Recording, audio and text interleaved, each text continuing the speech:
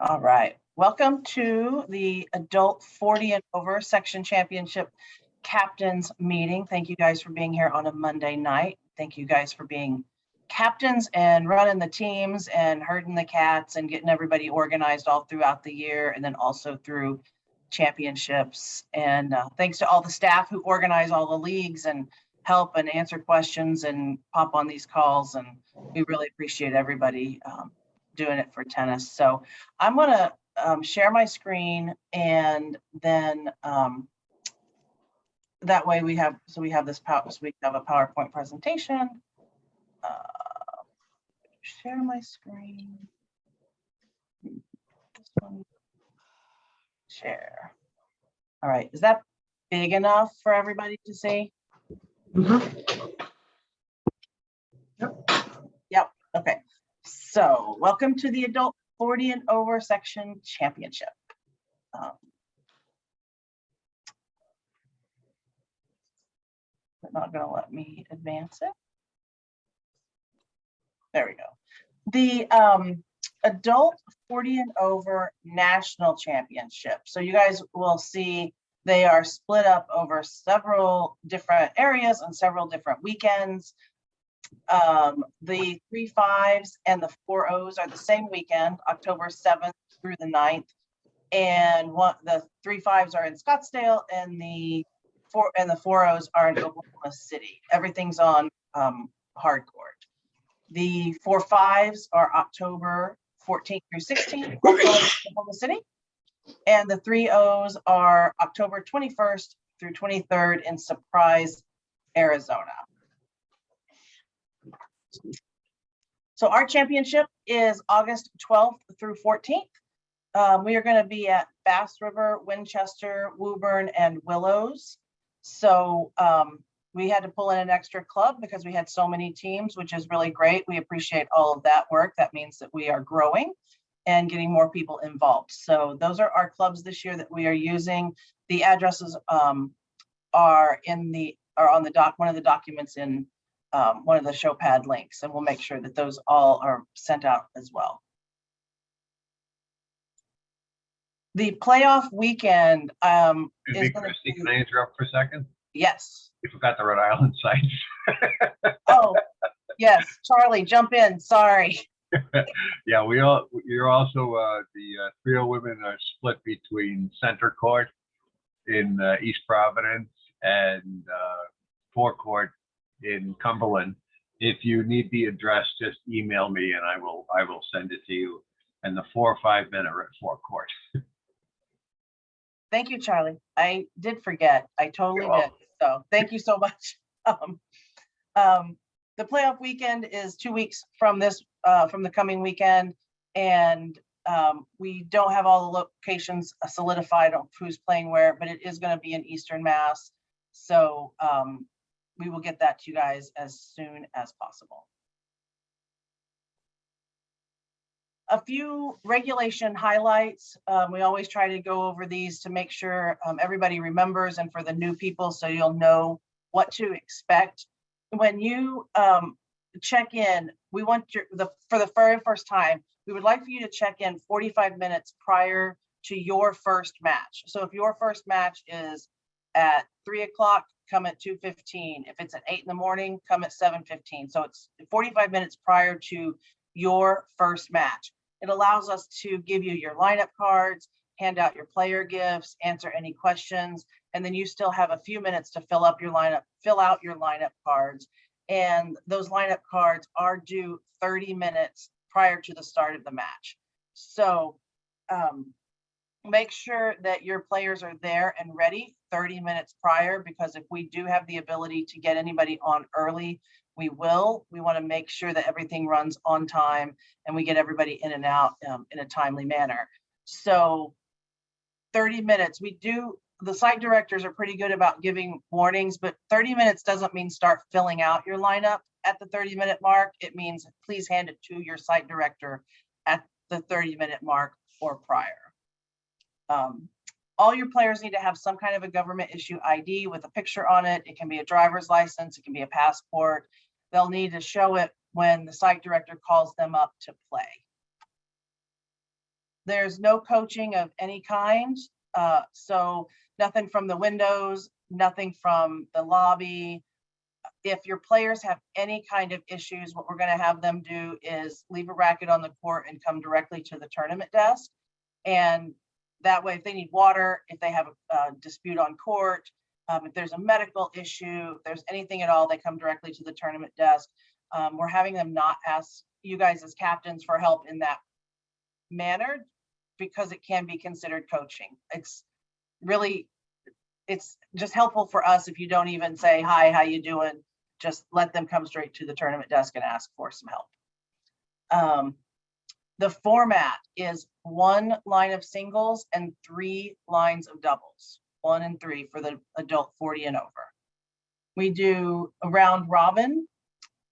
So everybody plays everybody. So and it's 2 out of 3 regular sets with a 10-point Komen tiebreaker in lieu of split set. I'm sorry, in lieu of a 3rd set if you split sets. You're going to switch on odd games, no rest after the first game, and your 10-minute warm-up does include serves. Please be really conscious of the 10-minute warm-up. We don't have officials, so just look up at the clock real quick and make sure that also helps keep us on time is if we keep that warm-up to 10 minutes. I'd like to ask a question here, if you don't Sure. mind. Okay. Yes. So in the games, will if it gets to a deuce, is that do you play 2 points? It's regular scoring, so it's with add scoring. So okay, deuce and you have to win by the 2. You have to win 2. Okay. And there's no time limit on the entire match. So if you guys split sets and you take 3 hours, it takes 3 hours. So play them out. Yep. Okay. Also, please have your players remind them when they are done to come have 1 player from each team, whether it's singles or doubles, to come report scores. We have them sign the scorecard. We have them initial by their name after we write down what the score is so that there's no dispute as to what the score is from both teams. After the entire scorecard has been filled out with all 4 lines, we have you guys as captains come check the scores again, make sure that you agree with what's been written down, and then sign it, and then we can enter that into TennisLink.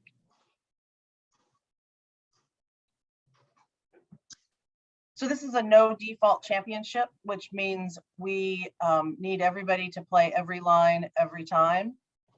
If for some reason something happens, somebody gets hurt and you don't have a replacement, or something unintended happens, we default from the bottom up. So we would default double the 3rd doubles line.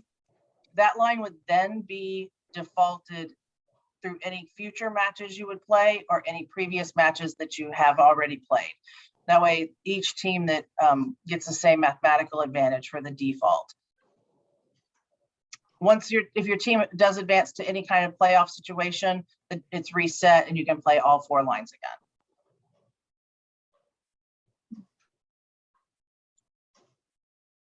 All right, so the 3-strike disqualification, I'm going to turn this over to Pete for this one. Okay. Basically it's been around for 20 years. So if the strikes only apply to self-rated or appealed computer-rated players, a strike is every time a person plays a match, there is a dynamic rating calculated for that match. If the rating for that match or the performance level of the player is at a level higher, significantly higher than their stated level, it could be a strike. And believe me, when we say higher, it is anywhere from 40 to 60% higher. So you've got to really be into the next level in order to generate a strike. During championships, we run a report. Typically during the year, we run a report maybe once a week because the stuff is calculated at night, and we'll run it in the morning, and then if somebody struck out, we would then administer that process, the DQ. But during a championship, we run it about every half hour or so, and it runs only against those matches that are in the championships, but it will determine strikes if a person plays a match significantly out of level. If you strike out during a championship, all matches for that player are reversed and given as 6-0, 6-0 wins to the opponents.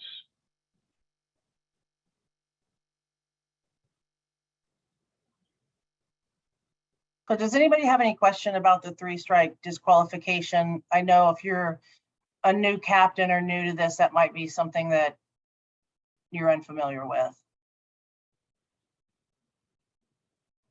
It doesn't mean that self-rated people can't play, right? Well, that's correct. Self-rated people definitely can play. Absolutely. As long as they have enough matches that they played during the season to qualify for championships, they are qualified for championships. Okay. Which, do you talk about that later, Christy, as far as number of matches needed for nationals? I don't think so. You want to go over that now? Sure. So, Yeah. one of the regulations that got changed a couple of years ago is computer-rated players so within New England, all players, whether you're computer-rated, appealed, or self-rate, you need 2 matches, one of which can be a default. For nationals, the regulation is you need 3 matches, one of which can be a default for computer-rated players. Self-rate and appealed players need 4 matches, none of which can be a default. So it's pretty important if you think your team has a real chance to move on and you have some self-rated or appealed players, to make sure that they're going to have enough matches if they're someone that you would want to bring with you to nationals. So can you say that one more time? For self-rated players, they need 4 matches? Correct. Okay. None of which can be a default. Okay. They could all be at the local level. They could be a combination of local and, championship.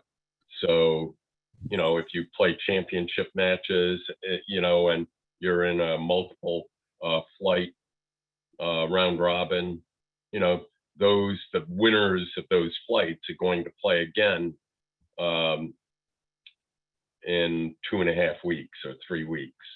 So, but can be any combination as long as they have 4 matches, none of which is a default.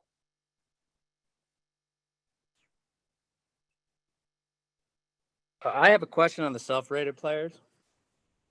Go ahead. So I could be wrong, but I believe in order for a self-rated player to actually have a computer rating, they have to have 3 matches. Is that a correct statement? I'm just thinking for a 3-strike person that's self-rated, is their 3rd match give them an actual rating per se? I don't know if that makes sense. If they strike out, Glenn, it gives them an actual rating. But you're right. They require 3 matches to get a year-end rating. Okay. But I mean, without going into the nerdy stuff, what does happen is for X number of matches, and it's more than 3, a self-rated player cannot be used as a benchmark against a computer-rated player. In other words, they can't be used in the calculation against a computer-rated player. And the reverse of that is that a self-rated player gets to be what they call an established player once they've played enough matches where they've generated a dynamic rating, and it's more than 3 in order for them to do that. So that's kind of a nerd answer. Okay, I was just curious because obviously if they've played 2 matches, it seems like sectionals or the matches are higher weighted, I believe. Is that correct? Or- That's not for strike. Okay. one. Okay. All right. Thank you. And then once, if players have enough, self-rated players have enough matches, the year-end rating is where they would get their official computer rating. So that usually happens the 1st of December-ish. So that's when they would get that. All right. Come on, there we go. And one last thing on, sorry, on Go the ahead. strikes. We won't know if a player has a strike against them until they're at 3. Is that correct? That's correct. And is the FAQs on the shared drive, Christie, that with the documents? I'm not, I will double check the FAQ specifically about the 3 strikes. Yes. I don't think so, but I will add it in. Okay. I think I think that's good. Christie, I think it was in the the captain's manual that you were gonna share, or were you sharing that yet? Not yet. Not yet, okay. Soon, yeah. Good question, Ellen, though. Yeah. It's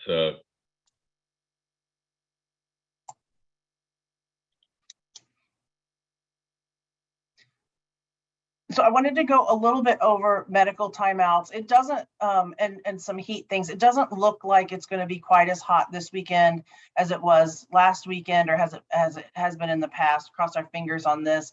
But there's a lot of ambiguity around medical timeouts, and there's a lot of ambiguity in some of the wording. So when you get this as a PDF, if you hover over table 13 and you hover over the USTA regulation, you can actually click on that and it'll take you as a hyperlink into those documents. But medical timeouts, when you have medical personnel, whether it's an athletic trainer or a doctor on site, typically they have 2 parts. And the first part is an assessment, and the second part is the treatment time. The assessment time is when the doctor or athletic trainer comes out and talks to the player and asks them what's going on. And the second that the medical personnel actually touch the player with ice or tape or Band-Aids, that's when the 3 minutes starts. So for league, since we don't have medical personnel on staff, if somebody needs a medical timeout, whether they're cramping, whether they twist their ankle, typically what happens is we'll get some kind of a notification at the desk that somebody went down. Something happened, somebody went down. So we'll go down and talk to them, see how they're doing, ask them if they want a medical timeout. If at that point they say yes, that's typically when the 3 minutes starts. Now with heat, we've had a little bit, we've kind of been a little bit lax in some of that because the heat's been a little bit different. So just know that the medical timeout isn't 3 minutes from the time they roll their ankle until they start playing again. A bleeding time, the maximum on between the two, between assessment and treatment, is a total of 15 minutes. Bleeding timeouts are a little bit different because the time to clean up blood in a sanitary fashion takes a little bit longer, depending on how the club is stocked with things to clean up the contaminated items. It may be a little bit more than 15 minutes, so please give the staff a little bit of time if that happens. Medical timeouts can be taken 1 time per issue. So if someone has a cramp in their left calf and they take a medical timeout, they cannot then take another medical timeout for a cramp in their right calf.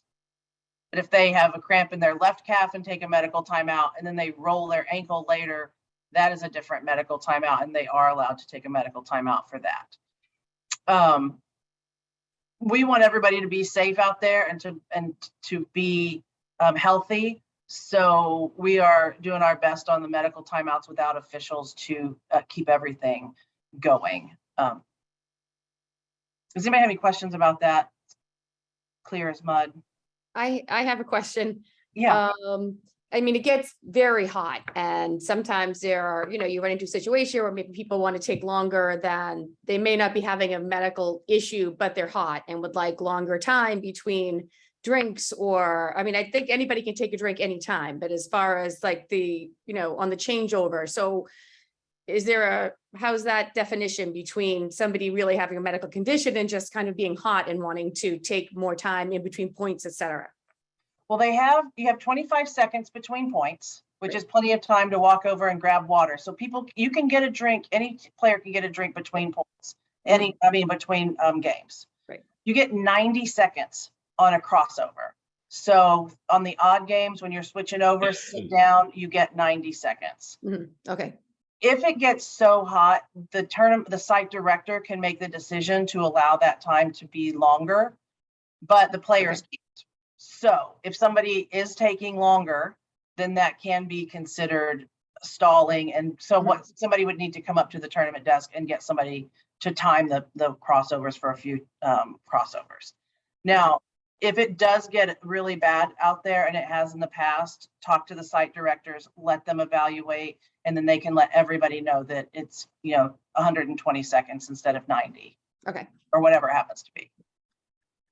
If I could just say something, having done this for a long time and having watched people that I thought were taking an excessive amount of time, and I put a stopwatch on them, you would be surprised how long 25 seconds really is, or 90 seconds. Mhm. It is a really long time. It might seem like they're there. And so I would say in the overwhelming majority of the cases where I thought that people were just taking too long, it turned out they were within the time limit, sometimes just barely, but they were. So I just say that because I think people actually, my experience this past weekend, people are really in the spirit of things, and they really behaved exceptionally well. No, I was just curious of when it's a medical issue and when it's, you know what I mean? Like how the difference there. So that's all. We do have some documentation in in the ShowPad link that shows heat exhaust, like heat Mhm. exhaustion, heat stroke, those kind of the differences between those two. So if you happen to see a player that you're playing against or your doubles partner and they're Mhm. having any of those, Mhm. they might not know it, because one of the issues with heat stroke and heat exhaustion is a little bit of a loss of mental faculties and Mhm. some fogginess. Please come get one of us. Okay.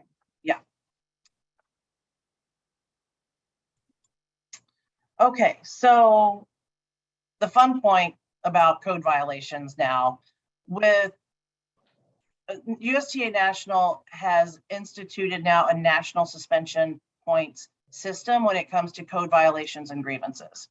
Within the championship system over the weekend, if any site director or any site staff give anyone a code violation, it is automatic points, depending on what it happens to be. If it could be 1 point if you break your racket.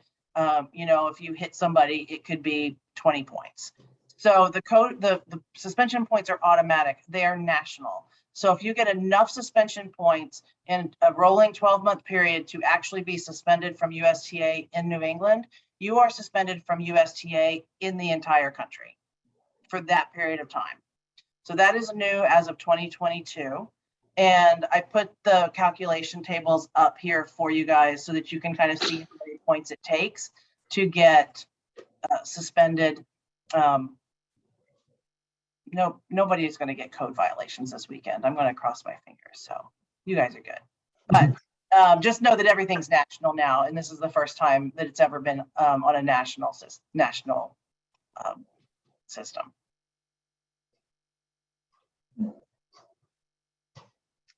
All right, so we have been working with our marketing department to get so many things out on Instagram and on Facebook, more than just the report of these are the teams that won, and which we love. We definitely want all of that, but we also want to hear what your story is.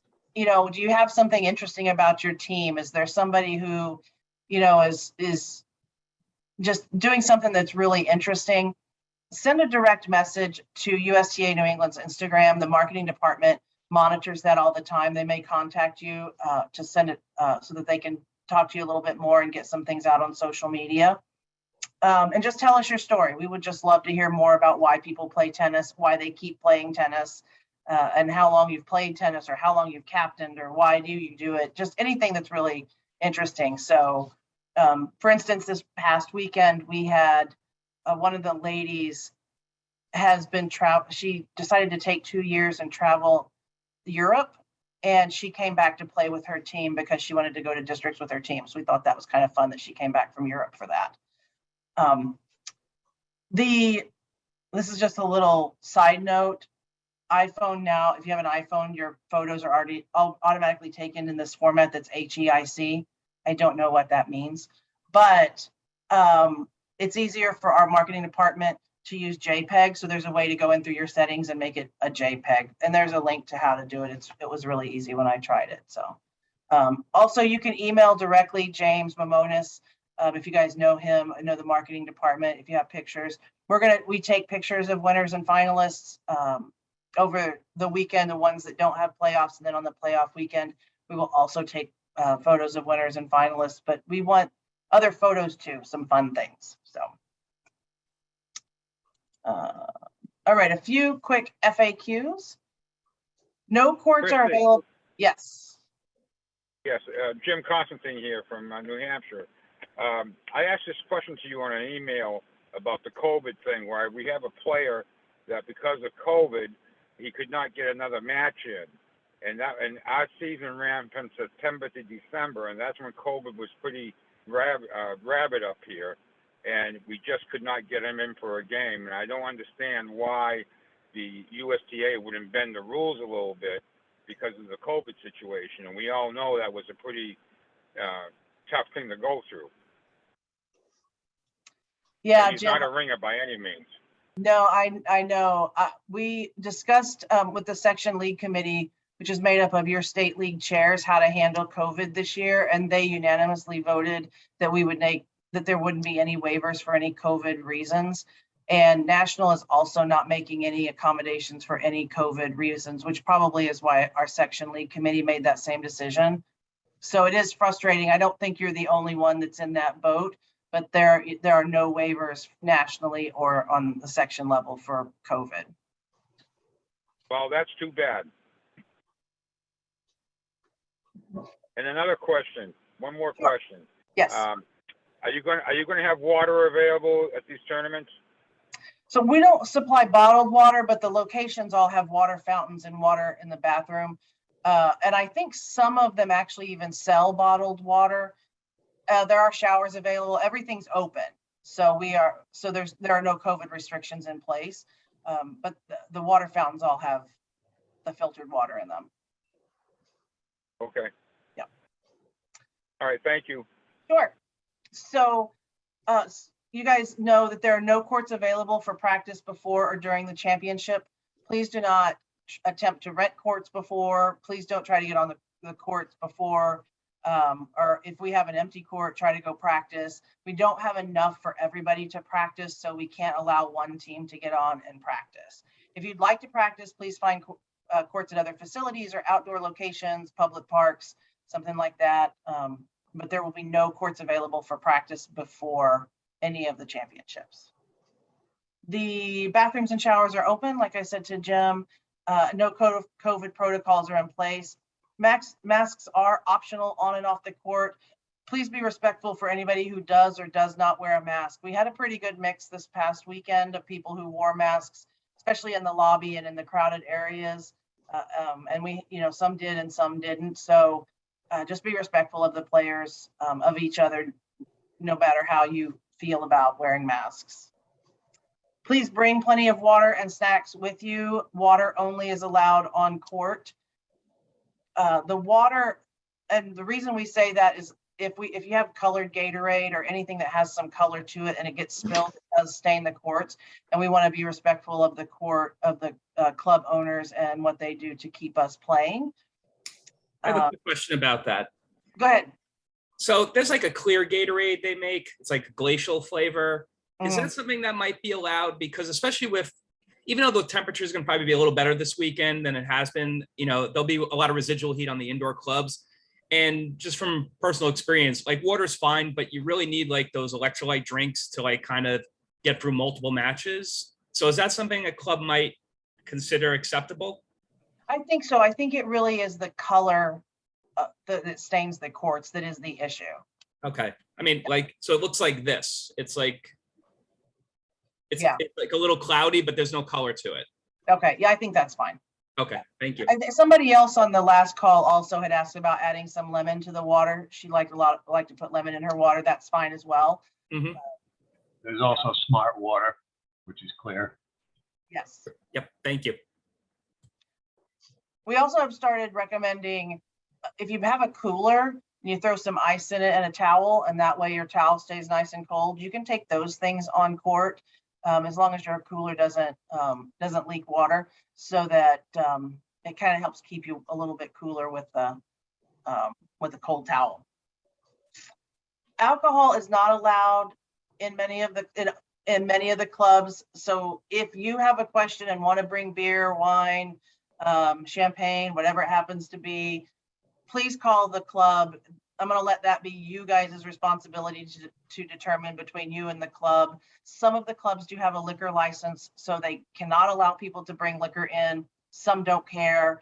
So that's just, that's up to you guys, but please ask the club which way they go on that. So does anybody else have any questions? Is there anything in the chat that we need to address? Because that's all I have for you for the meeting officially. Okay, I have a question, which is probably, basically, we'll be playing indoors. We're going to an indoor club. And typically when we play indoors, we don't switch on the odd set and we don't play the Coleman.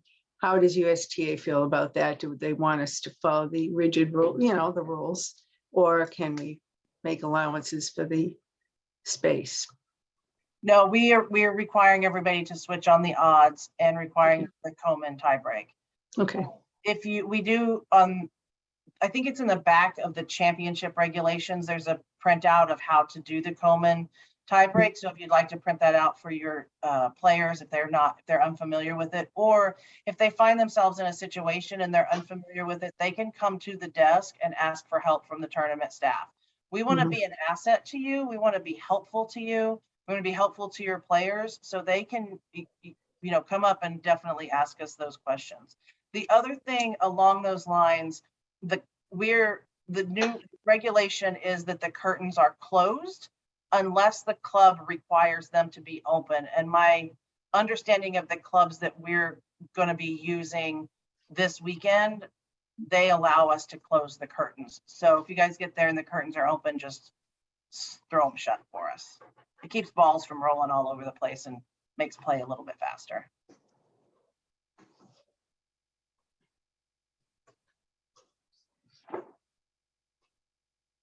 All right. Anybody else have any questions? I have a question about viewing. Is it easy to watch the matches from some of these clubs? Like, should the rest of the team come and, like, if they are interested in watching, if they're not playing, having them there, can they see? Yeah, that's a good question. Each of the clubs is a little bit different. Woburn has pretty good viewing from up above. They have the tournament desk, and the viewing is on a second floor, and they look down on the courts. Winchester is two different buildings, and one of the buildings is pretty good viewing, the main building. The other one I'm really not familiar with, so I'm not sure how the viewing is in building 2. Peyton. They have, it's upstairs too. It's upstairs too. Yeah, I mean, the viewing in Winchester is good, even for the 2 hidden courts. It's an open doorway, so they can't speak, but they can see it pretty well. There are glass windows. So all 14 courts have good viewing in Winchester. Bass River is good. They have, for the court, you can see the courts from the windows, and the ones that you can't, I believe, have video. Is that correct? Yes. And then I've actually never been to Willows. So anybody been to Willows and know how the viewing is at Willows? Yeah, they have it Yeah. upstairs. It's good. It's good. They All actually right. have a balcony and out there and an upstairs, but if you go in the balcony, you gotta be quiet, so. Yeah, Okay. meaning you can go outside on the upstairs floor, but there's also good viewing from down below where you can Yeah. look out. Forecourt in Cumberland for the 3 ladies, that's, there's, one side has both upstairs and downstairs viewing, the other side just has downstairs viewing. There's 8 courts there. Center court, we have a little bit of an issue with, because 3 of the courts are like separated from the rest of it. And we don't normally let, even though there's some bleachers out there, because we can't supervise it, we don't usually let anybody go out there to view on those courts. But the rest of the courts, you can see pretty good. So it's kind of a little bit iffy there, but not bad overall. I think in Winchester and Woburn, the far courts, it's hard to see the scores. So like in Winchester, we have binoculars that we lend to the people so they can check the scores. So for Woburn, if you're playing at Woburn, you have binoculars, you can see the scores then. They're far. Yeah, that's a great question. We do, and we encourage people to come and watch and cheer. And I mean, this is a team sport. We want to make sure you guys are able to be together as a team and cheer for each other and celebrate and everything else. So yeah, definitely bring some backing for your teams. Does anybody have anything else? I have a question. Yep, go right ahead, Pat. One player who wears an Apple Watch to monitor her sugar levels.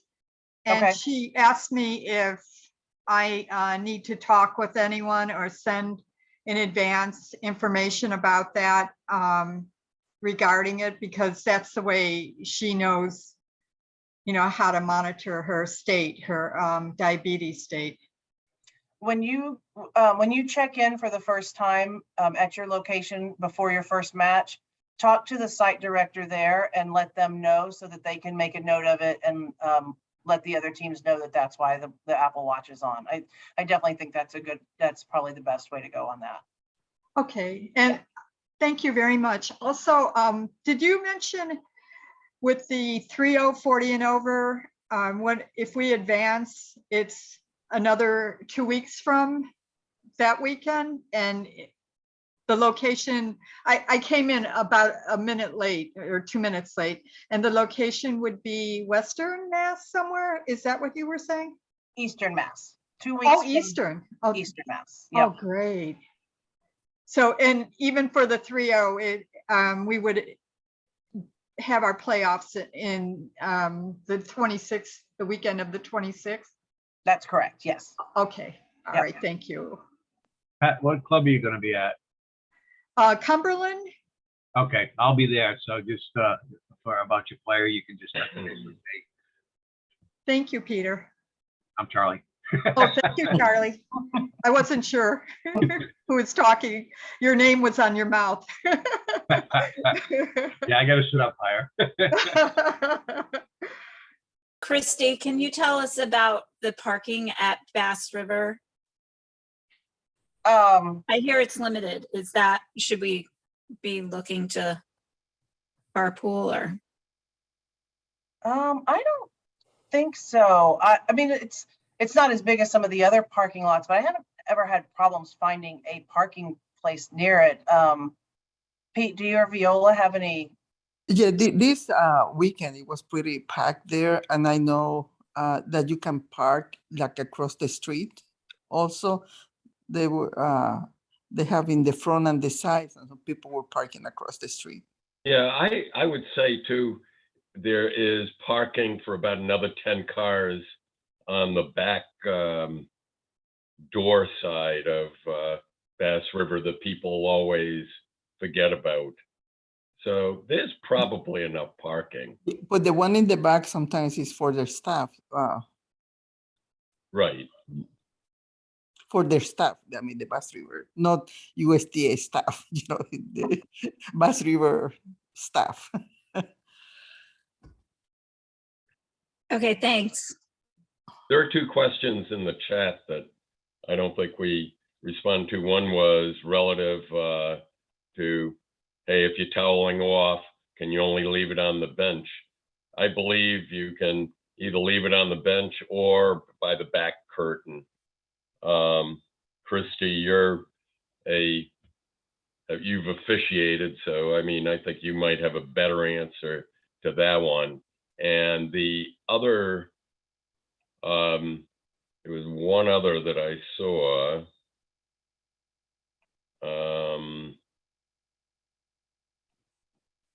That was it. So, Parking at Woburn. oh, Here it's limited, but Woburn, once again, the parking lot gets full, but I haven't heard of people not being able to find a parking spot. So, you want to talk about towels? yeah, so the towels, if you're gonna leave them by the back curtain, they need to be on the ground and they need to be pushed way up against the curtain. You can't lay them out flat. And you can't, if some of the curtains have the viewing netting, you can't hang them in through the netting of the curtain either. They cannot be within eye shot of your opponents, because it can be considered a hindrance and it can be very distracting. So they can be on the floor, they just need to be pushed way up against the curtain.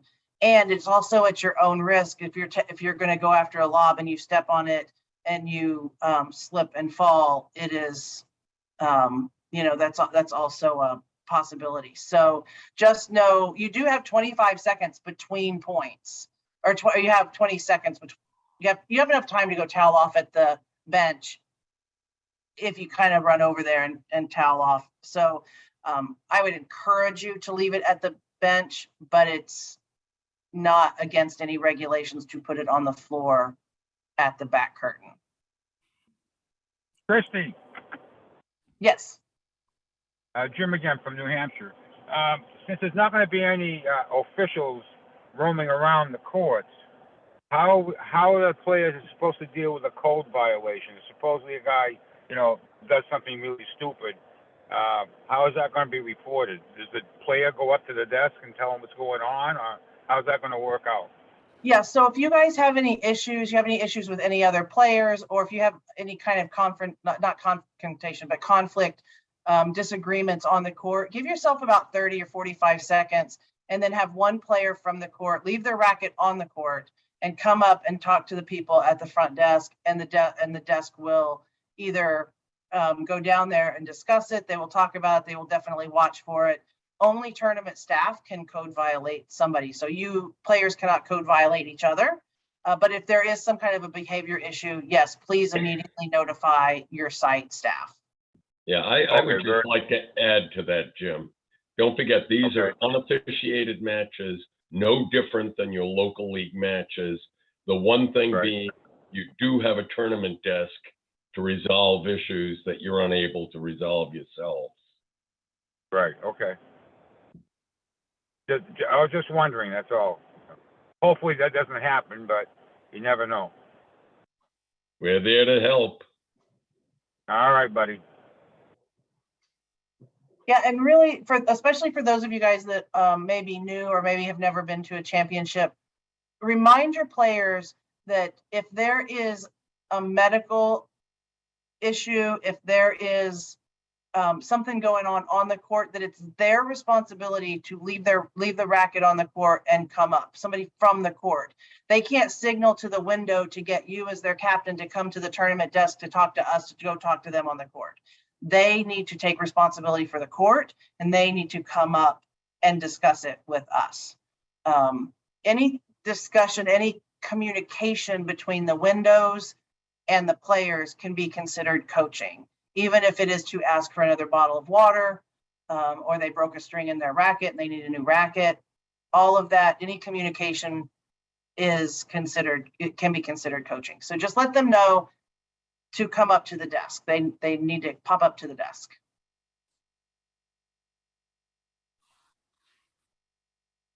All right.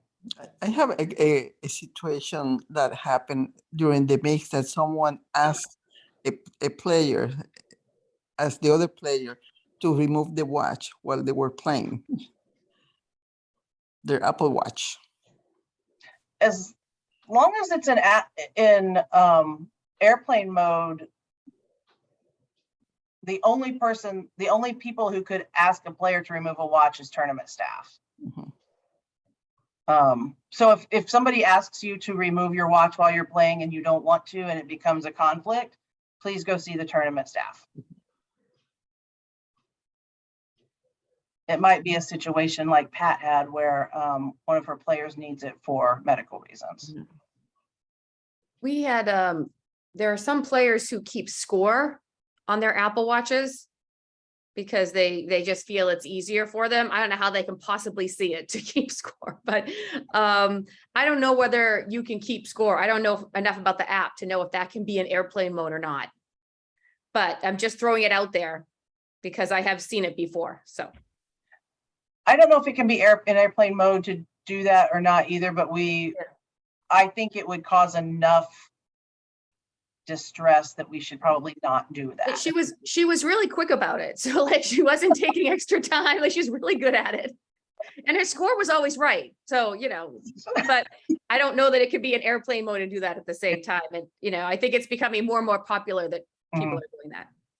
Yeah, I have a feeling, just as a side note about that National's going to have to work on some wording and some different regulations around Apple Watches, and because people like them also for their steps and everything else. So they haven't quite caught up with the times, I don't think, on that one, but yeah.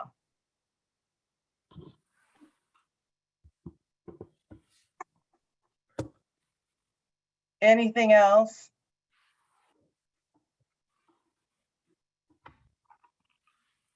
All right, we're looking forward to a really great weekend. It's going to be, I'm going to tell you guys, there are 40 more teams this year in the adult 40 and over championships than there were last year. 40.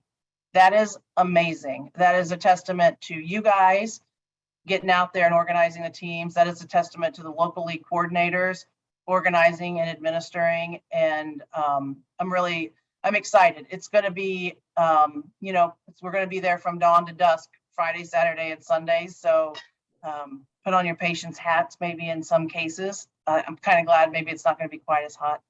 But if you guys have any questions, if anything comes up between now and then, you have any questions, let us know. You can email any of us and we'll do our best to answer your question before you get there. And yeah, does anybody else have any questions? I thought I saw somebody pop there. Yeah, actually, I have a question. Okay, Real quick. go ahead. If like in our bracket, let's say we have like a 4:30 match on Sunday and somebody else has a 4:30 match on Sunday. I've seen it done both ways where like our number one singles goes out while the other match's number one singles goes out. We kind of all go out together, the 4 teams. And then I've also seen like this one team or one set of the 2 teams runs all their lines out, and then we run all our lines out after that. I don't know if that makes sense. Do you know what the process is this year for putting teams out? So we typically are going to do all the lines of 2 teams and all the lines of the other 2 teams. It does a lot of times depend on court availability, and so it sometimes gets hodgepodgey where it's, one singles goes out and then we wait for another court to come available and then it's 1 doubles. So we will typically do all of 2 teams and then all of the other 2 teams. Okay, I've just seen. Oh, go ahead. Peter. Glenn, what I would say though is that's up to the tournament, the site director. Okay. And they could do it, in Winchester where we've got 14 courts and it's the last round and we want to treat everyone equally. You could see the alternating, but one of the things that I think's happened this year, if you talk to the other people, the way Christie has been scheduling, we generally are really running right on time. Oh, so we that's don't awesome. have to get into this, we want to be equitable with people going out, which is typically why a site director does that, because we're running late and, that so far hasn't happened. Christie's schedule has kept us on time. That's great. There's been times that like we've been on the good side, we've started at 4:30 and then we've finished our match. And then the other teams have started at like 6:30, even though they had a 4:30, you know what I mean? Like, just because I know scheduling can be tough. So I just, if everything's going on like that, that's perfect. That's great. All right, thank I you. would check with them, Glenn. I think you're gonna find out that nobody has gone out, really late. Yeah. I think the understand. most we've seen is maybe, someone's going out 20 minutes after their scheduled time. Oh, yeah, that's It's understandable. been pretty much on time. Okay, thank you. Yeah, cross our fingers that keeps happening with everybody being on time. Well, it depends on how you do that schedule, Christie. That's right. It's Jim again from New Hampshire. Go ahead, Jim. I heard Sunday mentioned. I thought we weren't playing Sunday. There are matches scheduled from 9:45 on Friday morning to, I don't have it in front of me, till 4:30, I want to say, on Sunday afternoon in some shape, form, or fashion. I don't know specifically if you have a match on Sunday, Jim, but I know there are matches on Sunday. Okay, I just want to make sure that maybe I missed something. Whatever your schedule is whatever you have is correct. We're packed to the gills this weekend. Okay, just making sure. Okay. Thanks. I mean, what I would say, just to calm Jim down, is his are all scheduled on Friday and Saturday. It just Okay. happens to be that's the way it worked out. Okay, thank you.